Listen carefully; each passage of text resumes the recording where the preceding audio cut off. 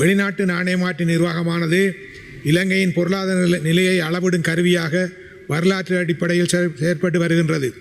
இப்பொழுது நாடாளுமன்ற ஒப்புதலுக்காக முன்வைக்கப்பட்டுள்ள வெளிநாட்டு நாணய மாற்று சட்டத்தின் கீழான கட்டளையானது நாடு பொருளாதார நெருக்கடிக்கு பிந்திய மீட்சி, அண்மையில் ஏற்பட்ட இயற்கை பேரிடர்கள் ஆகிய வெளிப்புற அதிர்ச்சிகளை எதிர்கொண்டுள்ள சூழலில் ஒரு முதன்மையான விடயமாக காணப்படுகின்றது.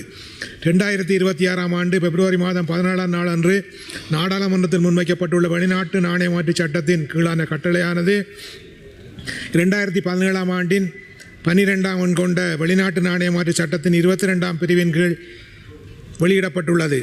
இது இலங்கை மத்திய வங்கியின் பரிந்துரையின் அடிப்படையில் நாட்டில் நிதி அமைப்பின் உறுதித்தன்மையை பேணும் பொருட்டாக முன்வைக்கப்பட்டுள்ளது. இந்த பிரிவு ஓர் ஒழுங்குமுறை பாதுகாப்பு கருவியாக செயல்படுகின்றது. இந்த நாட்டின் வெளிநாட்டு நாணய இருப்பு நிலையை பாதுகாப்பதற்கும் நிதி உறுதித்தன்மையை பேணுவதற்கும் வெளிநோக்கிய சில பணப்பரிமாற்றங்களை தற்காலிகமாக இடைநிறுத்த அல்லது மட்டுப்படுத்த நிதியமைச்சருக்கு அதிகாரம் அளிக்கின்றது. இந்த மாற்றமானது இலங்கை நிறுவனங்களின் உலகளாவிய விரிவாக்கத்திற்கு ஆதரவளிக்கும் அதே வேளையில் 2025ஆம் ஆண்டின் இறுதியில் 6.8 பில்லியன் அமெரிக்க டாலர்களை எட்டியுள்ள அரச மொத்த கையிருப்பு பாதிக்கப்படாமல் இருப்பதையும் உறுதி செய்கின்றது. வெளிநாட்டு நாணய மாற்று இருப்பை பாதுகாக்கும் அதே வேளையில் வெளிநாட்டு முதலீடுகளுக்கான வரம்புகள் கணிசமாக தளர்த்தப்பட்டுள்ளன. கொழும்பு பங்கு சந்தையில் பட்டியலிடப்பட்ட நிறுவனங்கள் வெளிநாட்டுக்கு 5 லட்சம் அமெரிக்க டாலர்கள் வரை முதலீடு செய்ய ஒப்புதல் அளிக்கப்படுகின்றது. இது உற்பத்தி துறைகளில் செங்குத்து ஒருங்கிணைப்பு மற்றும் விரிவாக்கத்தை எளிதாக்குவதை நோக்கமாக கொண்டது. பட்டியலிடப்படாத நிறுவனங்களுக்கு இந்த வரம்பு 1,50,000 அமெரிக்க டாலர்களாக மட்டுப்படுத்தப்பட்டுள்ளது.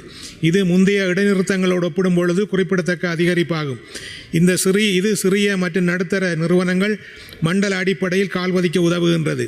புதிய வெளிநாட்டு அலுவலகங்களை அமைக்க 1 லட்சம் அமெரிக்க டாலர்களை வரையிலும் ஒப்புதல் வழங்கப்பட்டுள்ளது. இது தொடக்க அமைப்பு, சந்தைப்படுத்தல் மற்றும் திட்ட பேராளர் அலுவலகங்களுக்கான வடிவமைக்கப்பட்டுள்ளது. ஏற்கனவே உள்ள அலுவலகங்களின் செயல்பாட்டு செலவுகளுக்காக 30,000 அமெரிக்க டாலர் வரையிலும் ஒப்புதல் வழங்கப்பட்டுள்ளது. இது ஏற்கனவே நிறுவப்பட்ட கிளைகளின் நடைமுறை மூலதன தேவைகளுக்காக வழங்கப்படுகின்றது. இந்த கட்டளையானது பட்டியலிடப்பட்ட நிறுவனங்கள் இலங்கைக்கு வெளியே குறிப்பிட்ட வரம்பு வரை முதலீடு செய்ய உதவுகின்றது. இது 2020ஆம் ஆண்டு தொடக்கம் 2024ஆம் ஆண்டு வரையான காலப்பகுதி நிலவிய வெளிநோக்கிய முதலீட்டு கணக்குகளின் முழுமையான இடைநிறுத்தத்திலிருந்து ஒரு குறிப்பிடத்தக்க மாற்றமாகும்.